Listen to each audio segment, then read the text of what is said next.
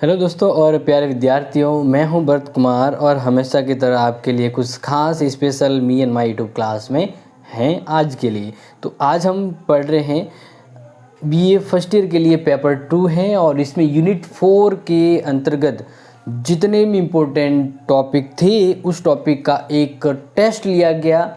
उस टेस्ट का आज लाइव सॉल्यूशन है, क्योंकि ये जो टेस्ट होता है उसके अंतर्गत वो इम्पोर्टेंट प्रश्न दिए जाते हैं जो शायद एग्ज़ाम में आने वाले होते हैं और उसका आपने टेस्ट दिया, आपने कैसा लिखा है, अब उस टेस्ट में और क्या सुधार हो सकता था, तो उसी सुधार को लेकर इस टेस्ट का एक लाइव सॉल्यूशन है जो आपके सामने है यहाँ पे।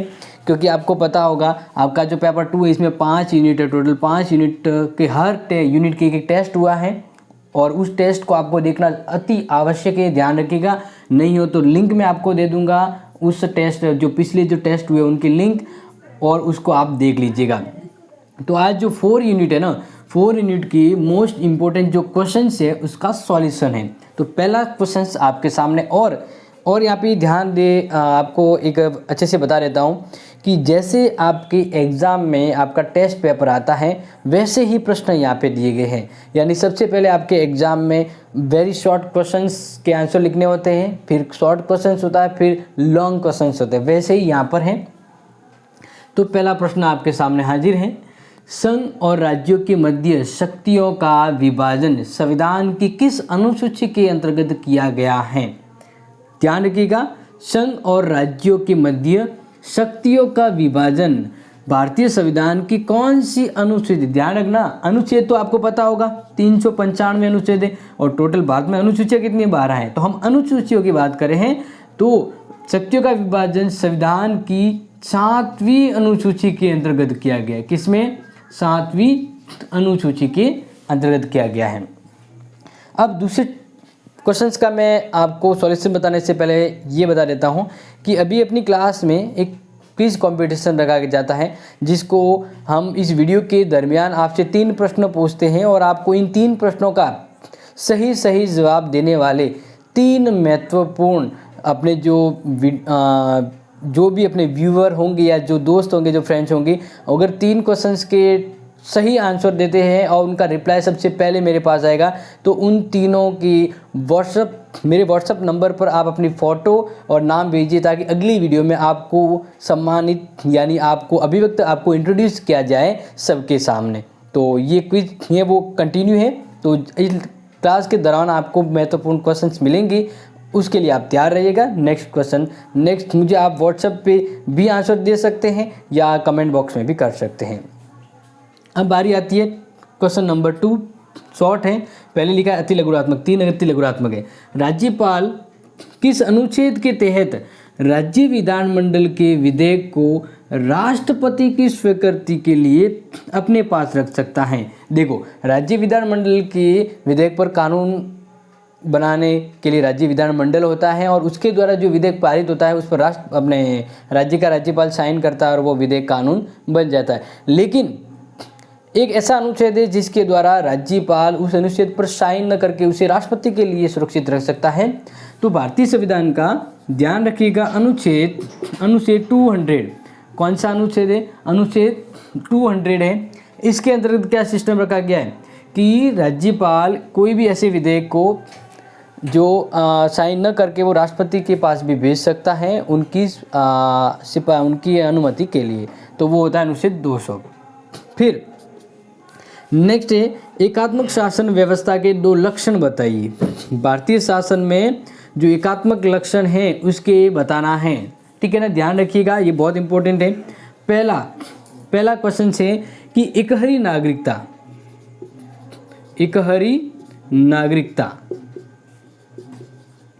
ठीक है। दूसरा लक्षण लिख सकते हैं सर्वोच्च संविधान, और तीसरा आप चाहें तो लिख सकते हैं एकात्मक शासन व्यवस्था में केंद्र शक्तिशाली होता है। क्या होता है? केंद्र शक्तिशाली होता है, ठीक है। तो ये चीज़ आपको यहाँ से समझ गई होगी। तो अब तक हमने 3 प्रश्न देखे, वो वेरी शॉर्ट आंसर थे, ठीक है। अब हम देख रहे हैं वेरी शॉर्ट हो गया, अब शॉर्ट आंसर, जिसमें क्वेश्चन नंबर 4 है, राज्यपाल मनोनीत होता है। राज्यपाल क्या होता है? मनोनीत, जिसको राज्यपाल को मनोनीत कौन करता है? राष्ट्रपति करता है। तो राज्यपाल निर्वाचित क्यों नहीं होता है? क्वेश्चन क्या है, राज्यपाल निर्वाचित क्यों नहीं होता, कारण बताना है। ये प्रश्न आ गया आपके सामने कि राज्यपाल है वो मनोनीत होता है तो निर्वाचित क्यों नहीं होता, इसको स्पष्ट कीजिए। तो इसका सॉल्यूशन आपको किस तरह से लिखना था वो मैं आपको बता रहा हूँ, ठीक है। तो सबसे पहले तो आपको लिखना है इसमें कि जो भारत के अंदर शासन व्यवस्था कौन सी अपनाई गई है, तो यहाँ पे लिखना है कि भारत में संसदीय शासन व्यवस्था अपनाई गई है। कौन सी शासन व्यवस्था? संसदीय शासन व्यवस्था अपनाई गई है, जिसमें राज्यपाल केंद्र का प्रतिनिधि होता है। इस कारण यह पद निर्वाचित हो तो व्यवस्था बेमेल हो जाएगी, हो जाती है। इस तरह से पहला तो ये हो गया। दूसरी बात करें कि राज्य में जो मुख्यमंत्री होता है वो निर्वाचित होता है। अगर राज्यपाल भी निर्वाचित हो जाए तो इस तरह से राज्य के अंदर 2 पद निर्वाचित हो, यानी कहते हैं ना एक म्यान में 2 तलवारें नहीं रह सकती। तो इसी तरह राज्य में मुख्यमंत्री को भी निर्वाचित किया जाए और राज्यपाल भी निर्वाचित हो जाए तो दोनों ही जनता के द्वारा प्रतिनिधि शक्तिशाली शासन हैं, तो उनके हित, उनकी शक्तियाँ और उनके कार्य आपस में टकराते हैं। इस तरह से ये व्यवस्था है, इसके कारण इसको निर्वाचित नहीं किया जाता, मनोनीति होता है। तो हम यहाँ पे लिखेंगे कि सीएम एवं राज्यपाल के हितों में टकराव। दूसरा लिखे हैं कि राज्यपाल को अगर निर्वाचित किया जाता तो राज्यपाल किसी भी पार्टी या दल से वो निर्वाचित होगा। तो इस तरह से क्या होगा कि राज्यपाल है वो निष्पक्ष काम नहीं करेगा। जैसे मान लीजिए अगर मैं राज्यपाल बनता हूँ, अगर मुझे बीजेपी के द्वारा इलेक्शन लड़के मैं जीतता हूँ, तो जब राज्य में अगर बीजेपी की पार्टी होगी तो मैं उसका पक्ष लूँगा, फलानी पार्टी का नहीं लूँगा। तो इसलिए राज्यपाल पक्षपाती हो जाएगा। तो राज्यपाल को दलगत राजनीति से दूर रखने के लिए ये सिस्टम अपनाया गया, ठीक है। तो यहाँ पे आप लिखेंगे राज्यपाल को दलगत राजनीति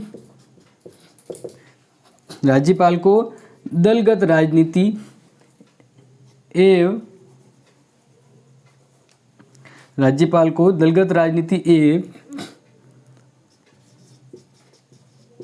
निष्पक्ष शासन के लिए मनोनीत ही उचित होता है, मनोनीति सही होता है। चौथा, मान लीजिए कि अगर राज्यपाल को जनता के द्वारा निर्वाचित नहीं किया जाए, अगर किसी राज्य के विधानमंडल के अंदर से ही निर्वाचित किया जाए तो क्या होगा? तो जैसे अपने लोकसभा के लिए चुनाव होता है तो राज्य के विधानमंडल से ही सदस्य चुने जाते हैं, निर्वाचित होते हैं। तो वैसे ही अगर राज्य की विधानमंडल से ही राज्यपाल निर्वाचित हो जाए तो दिक्कत क्या होगी पता है? दिक्कत ये होगी कि विधानमंडल से ही मंत्रिमंडल भी बनती है और विधानमंडल से अगर राज्यपाल बन जाए तो शासन व्यवस्था में दोनों एक दूसरे के लिए नुकसानदायक हो जाएंगे और दोनों के कार्यों और शक्तियों में गतिरोध उत्पन्न हो जाता है। तो चौथा रीजन आप लिख सकते हैं, विधानमंडल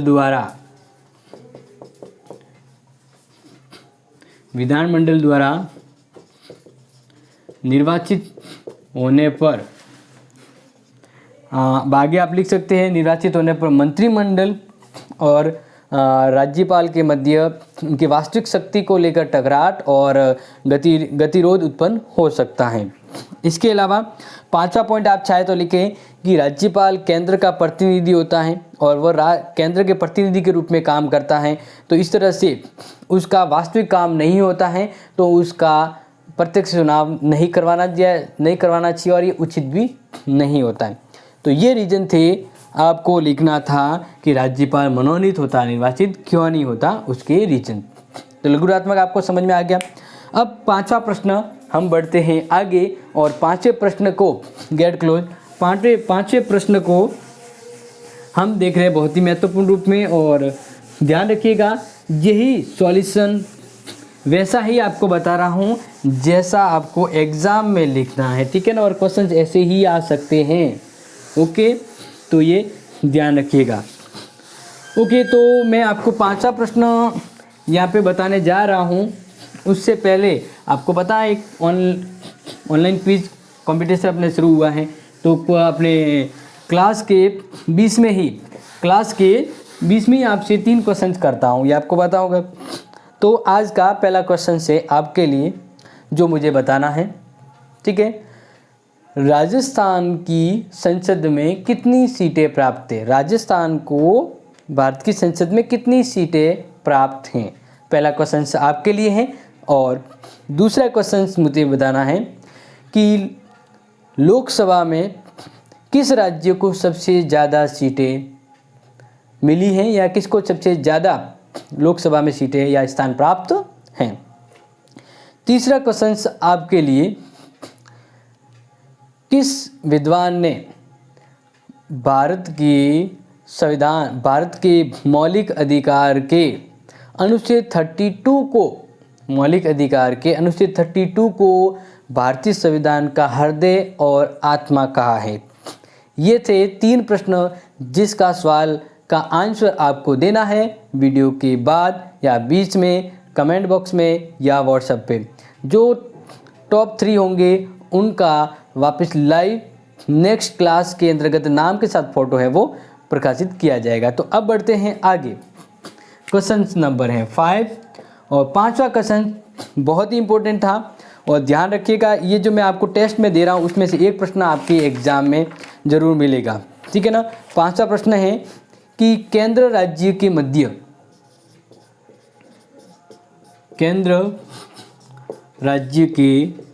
मध्य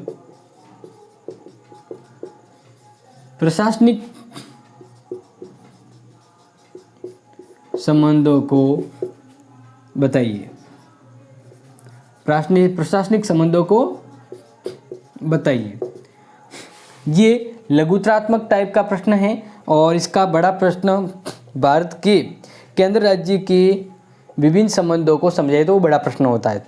तो यहाँ पे जो प्रश्न है आपके सामने वो है कि केंद्र यानी संघ और राज्य के मध्य प्रशासनिक संबंधों को बताइए। किस तरह से ये अपने प्रशासनिक संबंधों को डील करते हैं। आपको ये देखो, ये बहुत ही इंपॉर्टेंट प्रश्न है और एग्ज़ाम में शायद ये प्रश्न आ सकता है, इसलिए आपको ये टेस्ट में भी मैंने दिया था और आपको ये पता होना चाहिए क्योंकि एग्ज़ाम में पूछा जा सकता है। जब एग्ज़ाम में ऐसे प्रश्न आए तो आपको ये पता होना चाहिए कि अगर इस तरह के प्रश्न आए तो आप कैसे आंसर दें। तो बढ़ते हैं इस क्वेश्चन के राइट आंसर की ओर। तो ध्यान रखिएगा, जैसे कि हम बात करें प्रशासनिक संबंध, तो प्रशासनिक संबंध को हम 2 तरह से बांट सकते हैं। एक तो केंद्र द्वारा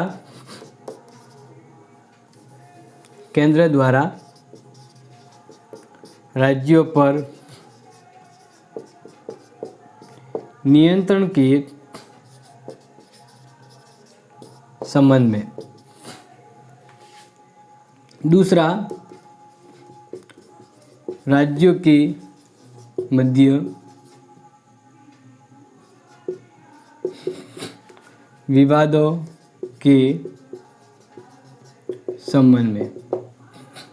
तो प्रशासनिक संबंध 2 तरह से देख रहे हैं। पहला तो संबंध यहाँ पे हम देख रहे हैं कि केंद्र के द्वारा राज्यों पर नियंत्रण रखने के दौरान भी इनके संबंध अभिव्यक्त होते हैं और केंद्र राज्यों के मध्य। यहाँ पे इस प्रश्न का एक सिंपल सा मीन्स है कि केंद्र और राज्य के मध्य प्रशासनिक संबंध कैसे हैं। जैसे एक बेटे और उनके पिता के मध्य संबंध कैसे होते हैं, वैसे ही यहाँ पे हम प्रशासनिक संबंध देख रहे कैसे वे काम करते हैं। तो पहला है, यहाँ पे ध्यान रखिएगा, इसके अंदर आपको बता रहा हूँ, वो है केंद्र द्वारा राज्यों को निर्देश। आप इसमें लिख सकते हैं अनुच्छेद 256, 257, यानी केंद्र के द्वारा समय समय पर उन राज्यों के कार्यों को संचालित करने के लिए, प्रशासनिक का मतलब होता है प्रशासन चलाना, राज्य की सरकार चलाना, उनके मध्य उनके कर्मचारियों को उनकी व्यवस्था को चलाना, ठीक है ना। वित्तीय संबंध तो होता है पैसों से जुड़े हुआ, केंद्र राज्य संबंध, विधायी संबंध कानून निर्माण होता है, लेकिन प्रशासनिक संबंध होता है एक राज्य के प्रशासन को चलाना। तो केंद्र राज्य के मध्य प्रशासनिक संबंध कैसे हैं, तो इसके लिए मैं आपको कह रहा हूँ कि केंद्र सरकार है वो राज्यों को निर्देश दे कि अनुच्छेद 256 के तहत कि वह ऐसे कोई कार्य न करे जिससे संसद के मध्य बाधा उत्पन्न हो जाए, अनुच्छेद 256। अनुच्छेद 257 के अंतर्गत कहा गया है कि राज्य की कार्यपालिका अपनी शक्ति का प्रयोग करे, लेकिन संसद की कार्यपालिका शक्तियों के मध्य कोई रोड़ा न आए, उस निर्देशों का पालन करें। तो इस तरह से ये इनकी बॉडी लाइन होती है, प्रशासनिक संबंधों को नियत करती हैं, ठीक है। फिर बात करें दूसरा, केंद्र द्वारा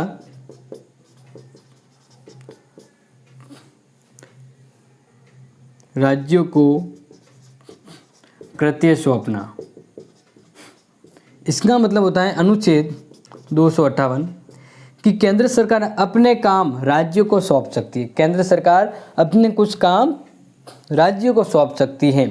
तो इस तरह से केंद्र और राज्य के मध्य प्रशासनिक संबंध, जैसे मान लीजिए कि केंद्र सरकार की कोई योजना है और वह हर राज्य में लागू होनी चाहिए, जैसे आयुष्मान भारत योजना, इसके द्वारा प्रशासन है वो उसको राज्य प्रशासन का भी सहयोग है ना, राज्य कर्मचारी भी तो काम करेंगे। तो केंद्र सरकार के द्वारा इस योजना का, ये केंद्र का काम है, लेकिन राज्यों के गले डाल देगा कि आपको इन योजनाओं को, इन कार्यों को करना है, तो केंद्र अपने काम को राज्यों को सौंप सकता है, अनुच्छेद 258 के तहत। आपको समझ में आ रहा होगा। फिर बात करें अखिल भारतीय सेवाएं, अनुच्छेद 312, अखिल भारतीय सेवाएं, आपको पता होगा IAS, IPS, IFS। तो ये जो सेवाएं हैं, इस तरह की और कोई नई अपने अखिल भारतीय स्तर की सेवाएं अगर लॉन्च करनी हो तो ये राज्यसभा के द्वारा ही कानून बनाकर संसद है वो इस शक्ति का प्रयोग कर सकती है। और अखिल भारतीय स्तर के जो कर्मचारी होते हैं वह केंद्र सरकार के कर्मचारी होते हैं, लेकिन राज्यों में काम कर, जैसे IAS जो होते हैं, जैसे मुख्य सचिव हुए या कलेक्टर हुए, तो ये राज्यों में काम करते हैं। इस तरह से केंद्र और राज्यों के मध्य प्रशासन है वो संचालित होता है, ठीक है। इसके अलावा सहायता अनुदान, सहायता अनुदान, ठीक है, ये आप चाहें तो इम्पोर्टेंट है, इसलिए ध्यान रखिएगा।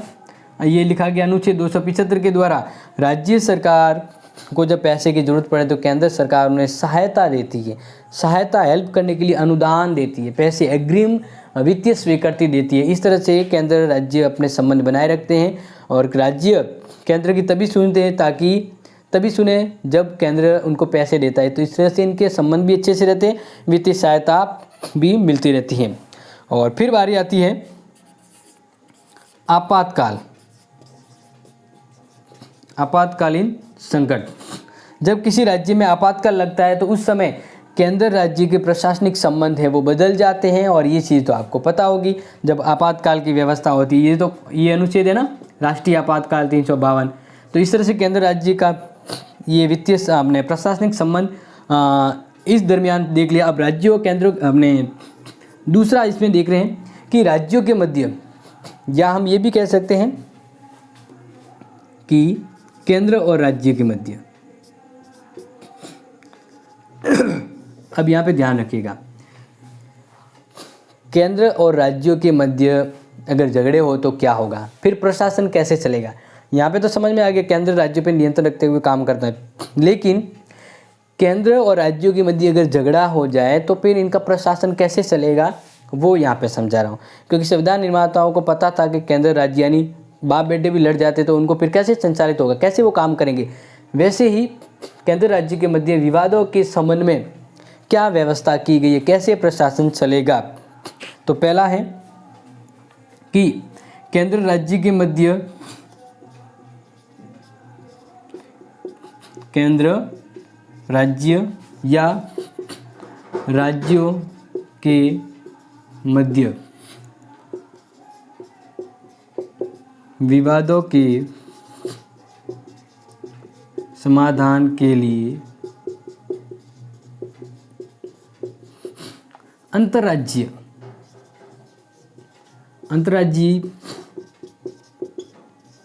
परिषद का गठन किया जाएगा। केंद्र राज्य के मध्य अगर झगड़े हो तो इसके लिए कौन सी परिषद का गठन किया जाएगा, अंतर्राज्यीय परिषद।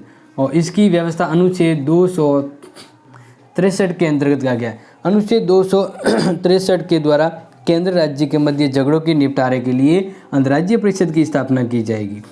फिर बारी आती है दूसरी, ठीक है ना, ध्यान रखिएगा कि हर क्षेत्र यानी अगर क्षेत्रों के मध्य क्षेत्रीय परिषदों का निर्माण,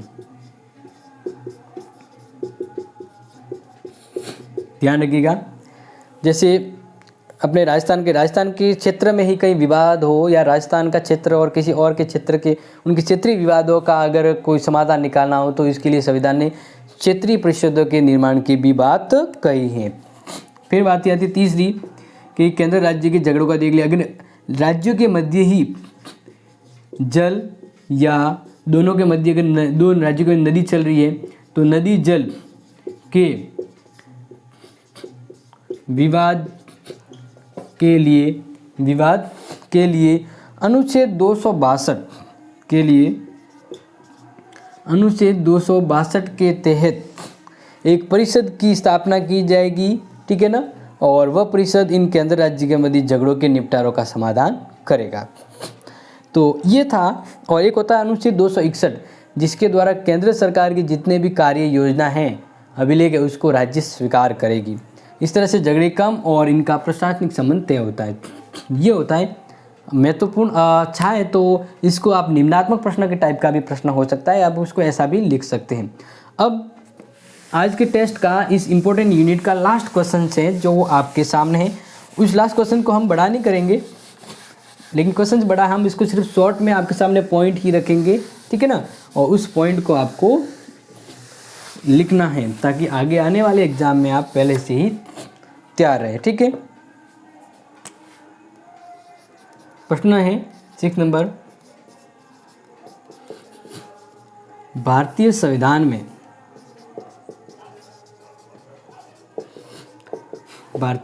में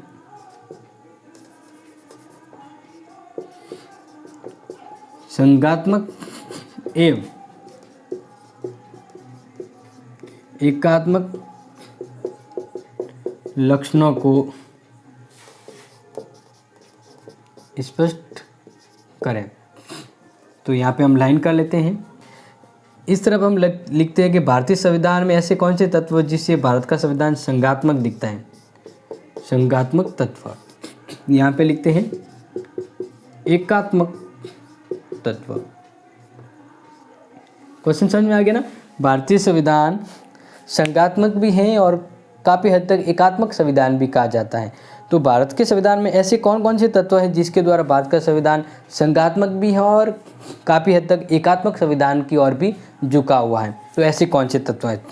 तो बात करें, जब ऐसे क्वेश्चन आए तो आपको ध्यान रखिएगा कि भारत के संविधान के अंतर्गत ये व्यवस्था की गई है कि भारत पूरी तरह से न तो एकात्मक है न पूरी तरह से संघात्मक है।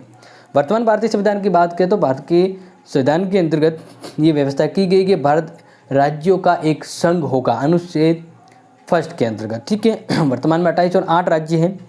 तो बात करें पहला ये है संघात्मक व्यवस्था के तत्व की बात करें तब तो भारत के संविधान में संघात्मक व्यवस्था का पहला तत्व है कि शक्तियों का विभाजन किया गया। क्या किया गया है?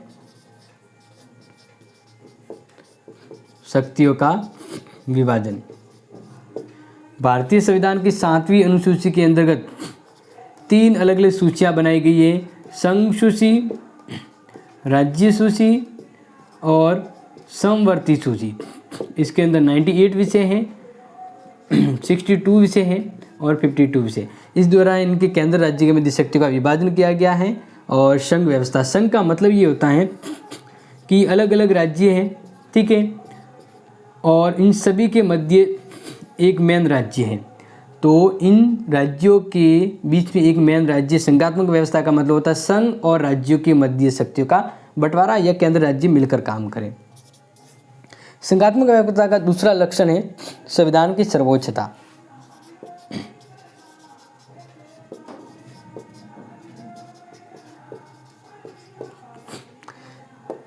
केंद्र हो या राज्य हो, सभी के लिए जो संविधान होगा वो सर्वोच्च संविधान होगा। केंद्र भी उसी से शक्ति प्राप्त करेगा और राज्य भी उसी शक्ति प्राप्त करेगा। तो इस तरह से संघात्मक व्यवस्था में, अगर संघात्मक व्यवस्था कहे तो उस व्यवस्था में संविधान है वो सर्वोच्च होना चाहिए। संविधान के ऊपर न तो राज्य होगा न सरकार होगी, ठीक है, ये होना चाहिए। फिर है स्वतंत्र उच्चतम न्यायालय। केंद्र राज्य सरकार अलग अलग होती है, लेकिन न्याय व्यवस्था इन सब से अलग होगी और उच्च न्याय व्यवस्था होगी।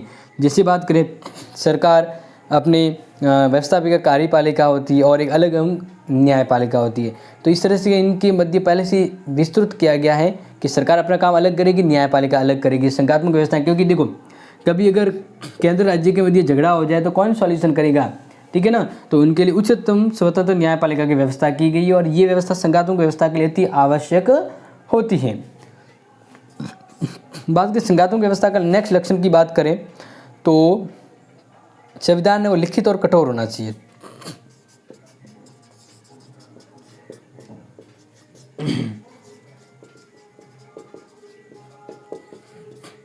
एकात्मक व्यवस्था में विभिन्न लक्षणों की बात करें, लेकिन एक लक्षण ये भी है कि संविधान केंद्र राज्य के मध्य है, सर्वोच्च होता है। साथ ही संविधान है वो लिखित रूप में होना चाहिए और कठोर होना चाहिए। ऐसा नहीं कि केंद्र सरकार जब चाहे बदल दे, नहीं। संविधान को बदलने के लिए भारत के अंदर केंद्र के साथ साथ राज्यों की भी अनुमति आवश्यक होती है। तो इस तरह से ये व्यवस्था होनी चाहिए। और फिर लास्ट पॉइंट है कि उच्च सदन, राज्यों का सदन होना चाहिए। राज्यों का सदन, जैसे उच्च सदन हमारा कौन सा, राज्यसभा। तो राज्यसभा किनका प्रतिनिधित्व करती है, राज्यों का, ठीक है ना। तो इस तरह से राज्यसभा राज्यों का प्रतिनिधित्व करती है। तो ये व्यवस्था, ये लक्षण ऐसे और भी हैं, लेकिन हम 5 ही कर लक्षण करेंगे, ज़्यादा बड़ा प्रश्न नहीं करना है। तो इस तरह से ये लक्षण है भारत के संविधान में मौजूद है। तो भारत को संघात्मक व्यवस्था भी मौजूद है और संघात्मक संविधान भी कह सकते हैं। एकात्मकता की बात करें, एकात्मकता का मतलब होता है कि किसी भी देश में शासन व्यवस्था में केंद्र शक्तिशाली होता है, संविधान में भी केंद्र को पावरफुल बनाया जाता है। तो ऐसे एक लक्षण है, ठीक है ना। तो उसको कहते हैं एकात्मक शासन व्यवस्था। तो भारतीय संविधान के अंदर एकात्मक व्यवस्था में क्या क्या लक्षण है, तो पहली है एकहरी नागरिकता। एकात्मक शासन व्यवस्था में कहा गया है कि केंद्र और राज्य दोनों के लिए अलग अलग नागरिकता नहीं हो, एक ही नागरिकता हो। जैसे अमेरिका में क्या है कि जो व्यक्ति के राज्य में रह रहा है तो राज्य की भी उसे नागरिकता मिलती है और उस अमेरिका की मिलती है, दोहरी नागरिकता है। लेकिन एकात्मक शासन व्यवस्था में, एकात्मक तत्व में एक विशेषता, एक गुण होता है कि वहाँ पे नागरिकों को एक ही नागरिकता दी जाती है और शक्तियों का विभाजन केंद्र के पक्ष में। मान लीजिए शक्तियों का विभाजन है तो ये संघात्मक व्यवस्था के लक्षण है। लेकिन केंद्र राज्य के मध्य शक्ति का विभाजन तो हो, लेकिन ज़्यादा शक्ति किसके पास हो, केंद्र के पास, ऐसा लक्षण है तो वो कहलाता है एकात्मक तत्व। नेक्स्ट इंपॉर्टेंट बात करें तो ध्यान रखिएगा कि केंद्र राज्य के मध्य एक ही संविधान हो।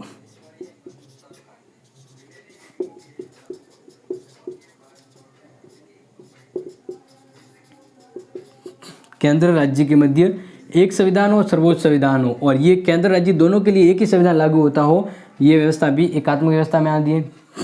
फिर बात करें चौथी एकात्मक शासन व्यवस्था के लक्षणों की बात करें तो इसमें ध्यान रखना है जो महत्वपूर्ण है कि राज्यों के राज्यपाल की नियुक्ति राष्ट्रपति द्वारा।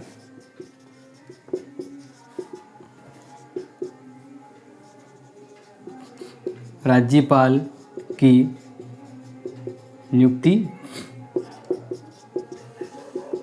राष्ट्रपति द्वारा। इस तरह से राज्यों में राज्यपाल है वो राष्ट्रपति की नज़रें होती हैं, केंद्र का प्रतिनिधि होता है राज्यपाल। इस तरह से यहाँ पे भी बात करें तो केंद्र सरकार शक्तिशाली, केंद्र पावरफुल है। एकात्मक व्यवस्था का मतलब एक शक्ति पावरफुल होना, तो यहाँ पे कौन शक्ति पावरफुल है? केंद्र सरकार, क्योंकि केंद्र का ही प्रतिनिधि बनकर राज्यपाल राज्य में काम करता है। तो ये चीज़ आपको समझ में आ गई होगी। फिर बात करें पांचवी की संघ द्वारा राज्यों की सीमाओं एवं नाम में परिवर्तन।